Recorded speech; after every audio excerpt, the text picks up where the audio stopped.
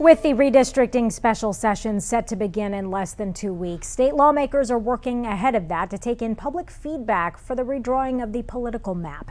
CBS Austin's Christian Flores joins us live with what witnesses said in public hearings today and why one seasoned congressman is wary of the process. Christian? Well, all four witnesses who took part in the public testimony for this morning's Senate Select Committee on Redistricting urged lawmakers to really draw these new political maps fairly. You have to look no further than this area in East Austin to really understand their skepticism. Right where I'm standing is Congressman Roger Williams' district, actually just a few feet away from us. Only walking distance is Congressman Michael McCall's district, and just on the other side of 183 here is Congressman Lloyd Doggett's district. Now, each of these districts actually extends well beyond the Austin area, one to the San Antonio area, one to Houston, one to just outside the Dallas area. We spoke with Congressman Doggett, and he says he has no confidence any of this will change. The growth is entirely driven by Latino and Black and Asian Texans. The 2020 census confirmed what many people thought. Texas is growing and becoming more diverse. Census data showed Texas grew by 4 million people, with more than 95% of the growth attributed to Hispanic, Black, Asian, and other non-white Texans. With this information now in, state lawmakers are now tasked with their once every 10 years duty of redrawing the political boundary lines. During Wednesday's Texas Senate Special Committee on Redistricting hearing, all four witnesses who testified asked for the new boundaries to be drawn with the diversity boom in mind. I come before you today with a request that Senate District 10 be protected as a district where voters of color can continue electing their candidates of choice. This green district here, Michael McCall's district, is mine. I live in Austin, which means I live here in this teeny tiny arm.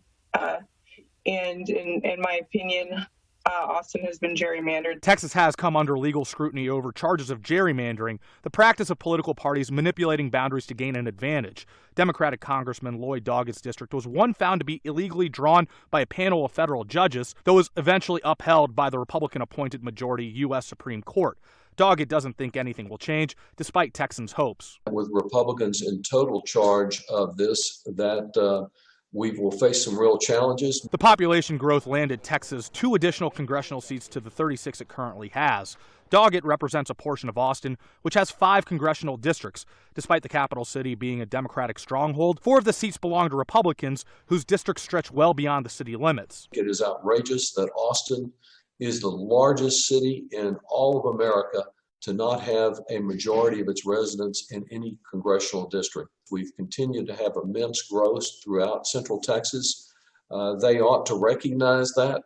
I'm assuming that they won't, and I will be ready for whatever district that they put me in.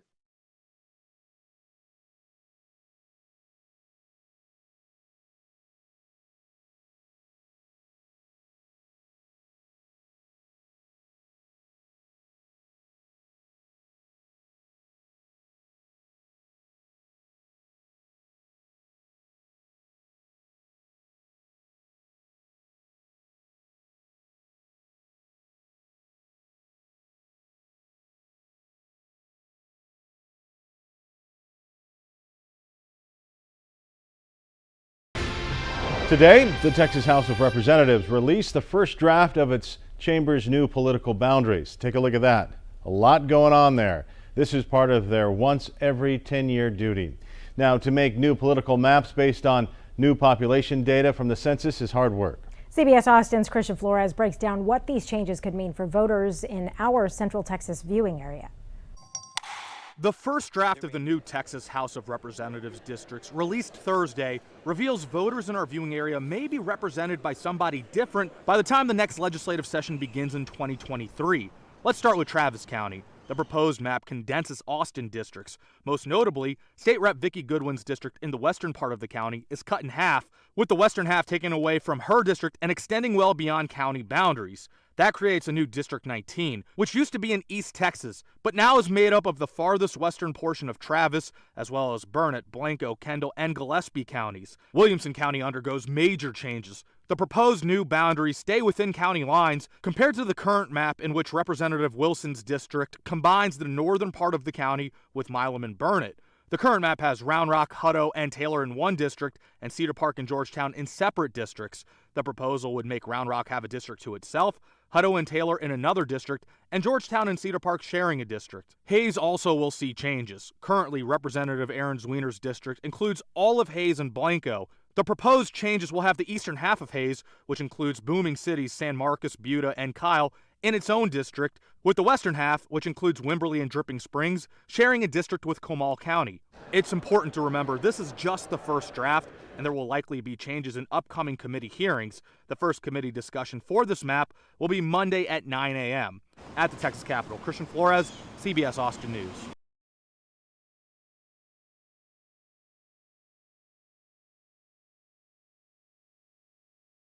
That had already been drawn. It had been there's been very little talking. In fact, as you know, as members of the committee, we didn't see the map until the day it was unveiled. It had already been drawn. It had been largely pre-planned. So there are some delegation talks that are happening in Dallas County and Bexar County, and those amendments will come forward. It's still unclear as to whether they'll be accepted by the Republicans.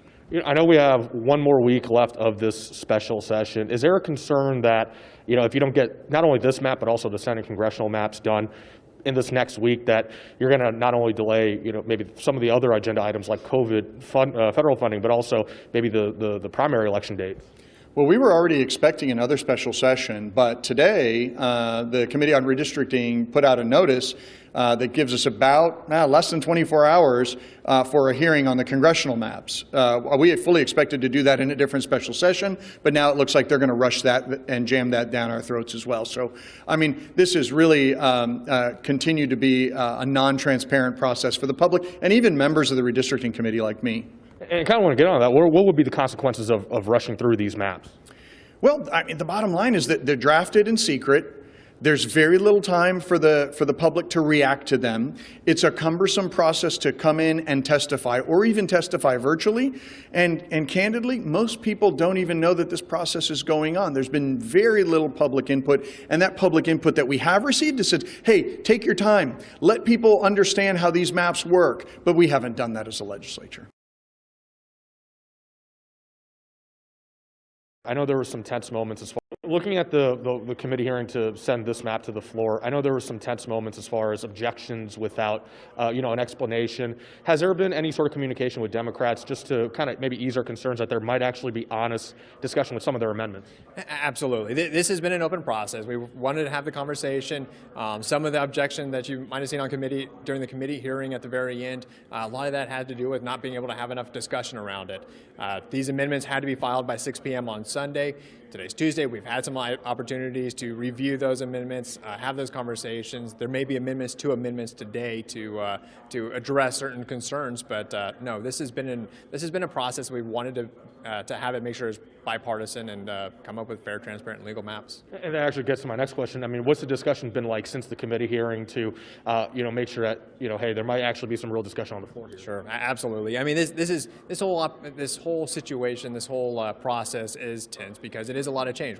Texas has grown tremendously. A lot of these areas that are more tense in discussion is because there's been so much growth, which means there's a lot of change. And so I believe that we've had some really honest conversations about what the give and take looks like to make sure that we have good districts where everyone's fairly represented.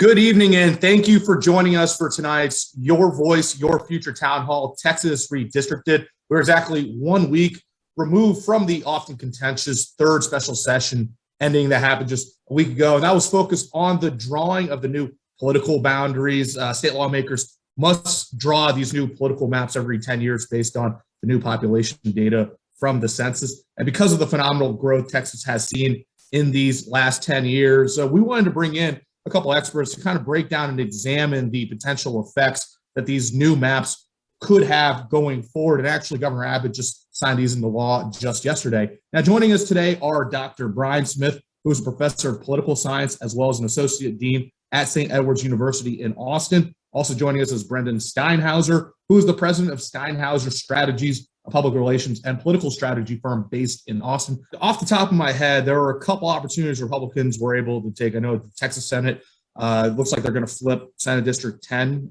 which is currently State Senator Beverly Powell. She's in that seat right now. That's in the Dallas-Fort Worth area, specifically for Tarrant County, Fort Worth.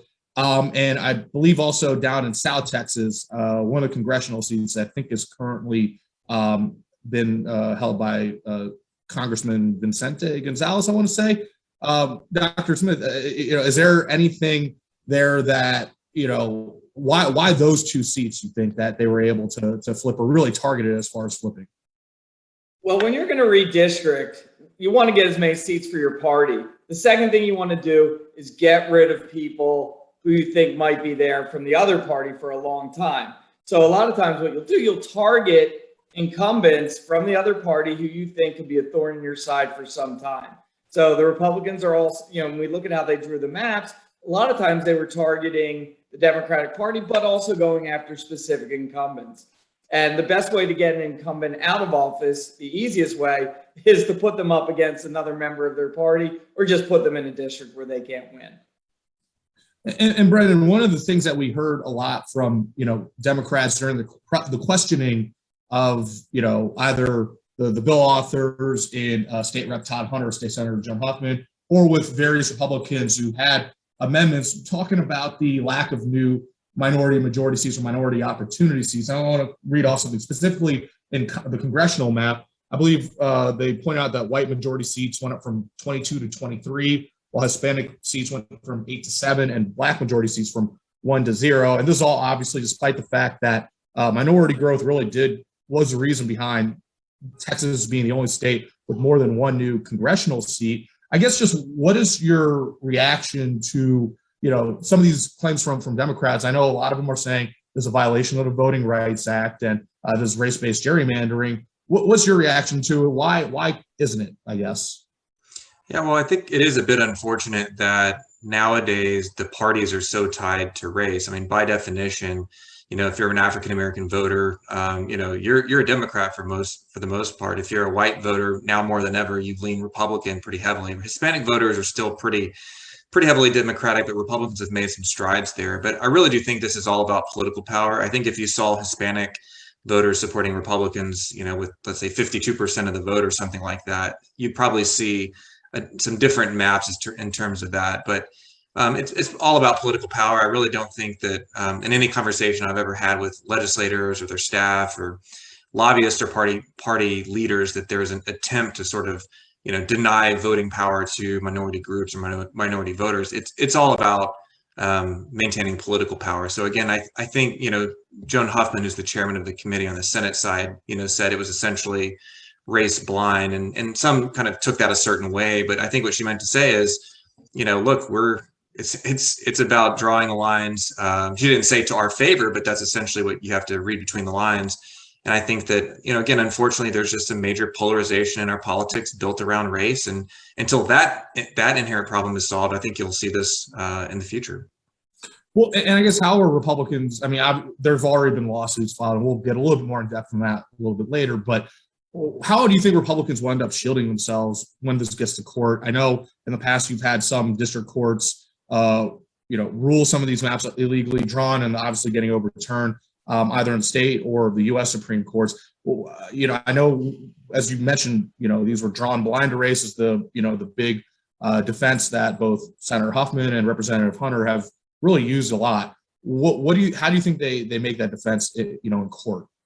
Well, I think the best thing they have going for them is that, we don't have pre-clearance anymore. The pre-clearance where the maps had to be basically shared with the Justice Department or a federal court to kind of sign off before they become in effect. And so that came out of the 1965 Voting Rights Act that was signed into law back in the Johnson administration. But they don't have pre-clearance anymore. And so I think, the Supreme Court has also ruled in the last few years that basically partisan gerrymandering is acceptable. And so If they just kind of stick to that, then I think that it passes that test and that precedent set by the highest court in the land. Yeah, and Brian, I actually did want to go into the fact that this is the first time since preclearance was taken out of Voting Rights Act that Texas and a couple other states were able to draw these maps without federal supervision. Given that, I guess this, to kind of echo the first question, does that really mean that there were really no surprises in how the maps were drawn, and also what kind of uphill battles does that give the Democrats when fighting this in court? Well, the Democrats, if we remember the last redistricting, wanted to stop the process before it even got started and then turn it over to a district or federal judge had drawn maps that were to a Democratic advantage. And that's what preclearance gave you. It gave you the ability to stop the process before it got rolling. But with preclearance gone, the Republicans were able to start moving. And then I gave them more time, I think, to prepare because they knew lawsuits were coming, preclearance or not.